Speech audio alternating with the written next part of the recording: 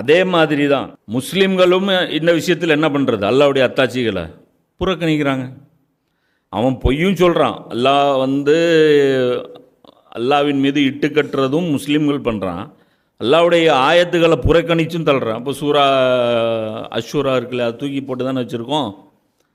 பொருளாதாரம் சம்மந்தப்பட்ட வசனங்கள் தூக்கி தானே போட்டு வச்சுருக்கோம். பெரும்பான்மையான வசனங்கள் தூக்கி தானே போட்டு வச்சுருக்கோம். 3% தானே பிடிச்சிட்டு தொங்கிட்டு இருக்கிறோம். 97 தூக்கி தானே போட்டு வச்சுருக்கோம்.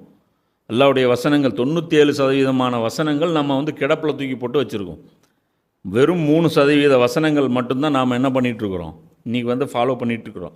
ஸோ அந்த வகையில் இவங்க வேறு அவங்க வேறு கிடையாது. அல்லா மேலே அதாவது சொல்கிறோம்ல, இதில் என்ன முஸ்லீமு என்ன காஃபிர், இதில் ஒருத்தருக்கு ஒருத்தர் போட்டி போடுறாங்க குஃப்ரில்.